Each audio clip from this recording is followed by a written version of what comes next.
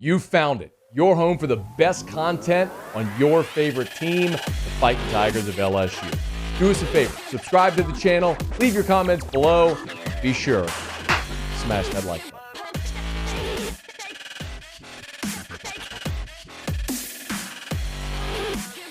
Brian Kelly met with the media today. LSU, of course, beat Florida Saturday night in the Swamp 45-35.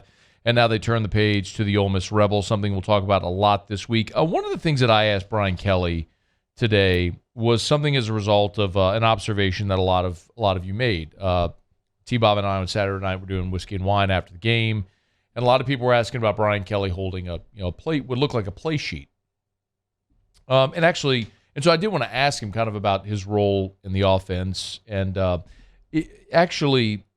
earlier in the press conference, Shea Dixon asked about that, what he called like his little cheat sheet would look like Brian Kelly was holding a play sheet during the game. Situational football, mostly situational calls. Mike called a great game, I thought. I'm just looking at situational calls and just reminding the quarterback, talking to Mike, talking to Matt, mostly on situational calls. So one of the things that I think is important to note, and this isn't like I'm not giving you like some hot take or anything. I think maybe this is just an awareness thing. Sometimes you'll see something in a TV broadcast without context or explanation and make an assumption. Like I think, and I'm guilty of this as well. I mean, on Saturday, I think it was the first time we've seen Brian Kelly that I can remember holding that would look like a play sheet, right? And so the assumption, which is why I asked the question, which we're going to get to here in a second, is, well, the offense was scuffling and maybe Brian Kelly decided to take a more active role. When in actuality, Brian Kelly just told you why he had it. It was situational calls, what to do, a certain down and distance, this or that, whatever it might be, situational in the game. And that might be something he does every week. Might be.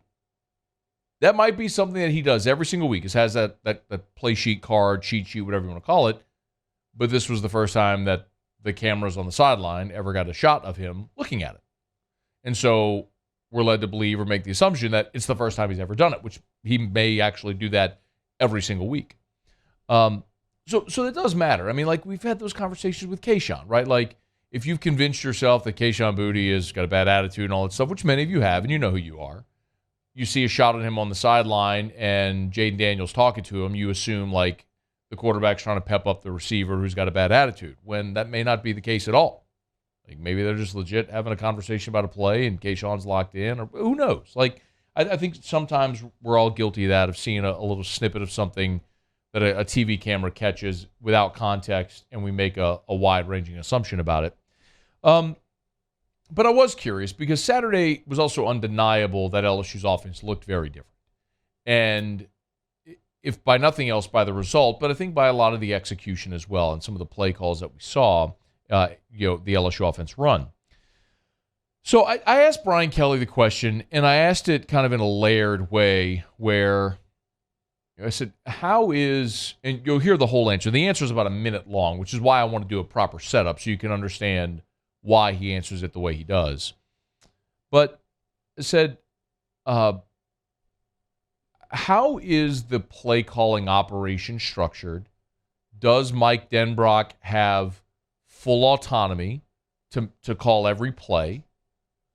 Or is Brian Kelly involved in that process? And I asked him, as a way to punctuate it, did you take a more active role on Saturday in the play calling operation than previous games?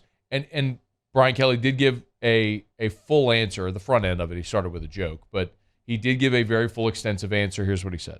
Mike calls all the good plays, and I call all the great plays. So it comes down from Mike, and Cortez, obviously, he's got him on the sideline, but they're going through our signalers. So I'm hearing them. There's a couple of voices. One, obviously, is enough. You can't have 3 or 4 voices when, you're getting the play and you're getting into a flow. The one thing, and I've been a play caller, you can't get a million suggestions going. You've got to let a play caller go. And for me, I'm reminding him on whether we're going forward on 4th down and what we need to to go for it on 4th down, how many yards? Hey, we're going for it on 4th and 3 here, so you can run it twice. I'll give him suggestions like that during the series. And other than that, kind of allow him to keep in the flow of the game. I'm reminding him of time and timeouts and really time management issues more than anything else. Other than that, play calling it's an art and a science, but you can't get in the way of the art of it. I thought that was a pretty fascinating answer and explanation. So Mike Denbrock's calling down the plays. You got a few different guys on headsets. You have the signalers on the sideline who are getting the play and then signaling it into Jaden into the offense. And what Brian Kelly's only saying is, hey, look, if we get a 4th down here, we're going to go for it. So you got 2 plays. So, if you need 4 yards, no, you got 2 plays to get 4 yards. And it was, I thought, a pretty interesting look, sort of peek behind the curtain of how that operation goes. But it also, if you take Brian Kelly at face value, which I do, that it's Mike Denbrock calling plays. And, I think there's also a level of trust that has to exist between a coach and a play caller for the coach to be able to allow the play caller to that autonomy to get in the flow of a game. I mean, if you want a sort of counter example, it's what Les Miles did. And I don't mean to cause PTSD for any of you, but that was a problem that Les had. And Les may not have called plays, but Les would say, and this, I mean, these were things that he would tell us on the record. He might say, I want this player here. Right. Well, if you're a coach and you have 50 sheets or 50 play calls in a game, I'm just throwing out that number arbitrarily, and the head coach tells you, I want like this running back here. I want to play. Well, then you eliminate every pass call on the sheet and anything that might have been for a different back. And so you basically just narrow down what you could actually call to this little bitty corner because it's only plays for this player in this moment.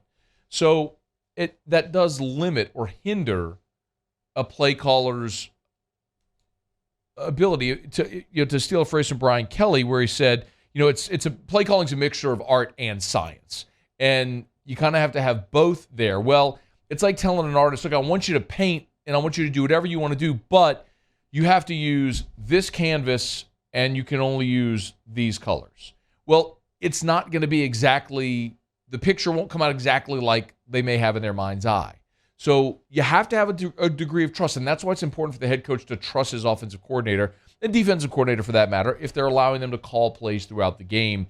And I think you're starting to see that progress. I know we've talked about this before, but if you go back and we've dissected these numbers before, if you look at Denbrock's offenses at Cincinnati, the first year he was there, it was bad. They were a bad football team. I mean, I think they won 3 games that first year, and all of their offensive stats rankings were in the triple digits. And the next year they improved a little bit, and then you started to see a little bit of that big bump. And by the time they got to year 4 and year 5, they were in the top 10 in everything. And I'm not saying it's going to take 4 or 5 years for this offense, because they didn't inherit a 3-win football team in the American Athletic Conference. It's still LSU, and you still have good players. Now you have the opportunity for the transfer portal, and I think you're going to see them grow and develop and get there. But they've done it before. Sometimes it just takes patience, even throughout a season, as a season goes along, which is what you're seeing. So hopefully Saturday was a breakthrough for this passing game. Jay Daniels has been one of the most efficient passers in college football this year. What you would like to see certainly is more of the effectiveness like you saw on Saturday. The deep shot to Brian Thomas in the end zone, throwing up a 50-50 ball and being rewarded for it. The 3rd and 4, taking the deep shot when you knew you had a free play, and Jeray Jenkins scoring on the 54-yard touchdown. 3rd and 15 where you find Kayshawn on the sideline. A lot of those types of plays were critical and will likely continue to be if this team is going to win moving forward. As odd as this is going to sound to you, we come into this game Saturday with Ole Miss with the perception like Ole Miss is this great offensive team, which at times they have been this year, but LSU actually averages more points per game than Ole Miss. LSU's averaging 35 a game. Ole Miss is averaging 32.8. So it's comparable. But I told you last week, and I don't mean to get ahead of myself here, y'all, but I told you last week, and I did pick Florida to beat LSU. I said if that game was in Baton Rouge, I'd pick LSU to win it, but it's in Gainesville, and I think with what we've seen from LSU and what we haven't seen from LSU to this point, it's hard just to assume those things are going to happen. Well, something happened. We saw that passing game really click. So now you can move into a game and say, look, I've seen this work before. And I think they can replicate it against that Ole Miss defense. But I told you last week that I was picking LSU to lose to Florida, and I was going to pick them to beat Ole Miss. I told you this last week. And I'm going to tell it to you today. I'm going to tell it to you again on Friday. And I'm not surprised at all that LSU is favored in this ballgame. It opened up Ole Miss -2, and it's moved 3.5 points. LSU's now a 1.5-point favorite at home, and they should be.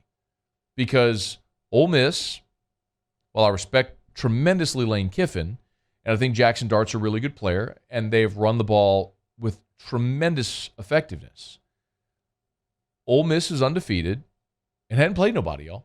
I mean, we talked about this back at SEC Media Days, that if Ole Miss beat Kentucky at home, they were going to come into Baton Rouge undefeated. And here they are. They're ranked 7th in the country by virtue of the fact that they're 7-0 and deserve to be because they've won all their games. But they beat Troy, Central Arkansas, Georgia Tech with a coach that got fired a week later, Tulsa. They beat Kentucky 22-19. They put up 22 points on Kentucky in their own building. They blew out Vanderbilt, and then this last week they got into a dogfight against Auburn because they couldn't stop Auburn from running the football. So I'm not saying Ole Miss is a bad football team, but they're not the 7th best team in college football. They're not a top 10 football team. I believe they're a top 25 team, but this is an inherently winnable game for LSU, and quite honestly, one on Saturday that I expect LSU to win going into their bye. I mean, Auburn ran the ball for 301 yards. And there was nothing, if you watch that game, there was nothing cheap about that. Tank Bigsby and Jarquez Hunter, they got off in that ball game. There was nothing cheap about it. And LSU's going to have the same opportunity to do it. As a matter of fact, if Auburn didn't turn the ball over 3 times because they're a bad football team, you might be talking about a very different result. Hey, thanks so much for watching. Please leave your comments. I love to interact. And be sure to hit the red subscribe button below.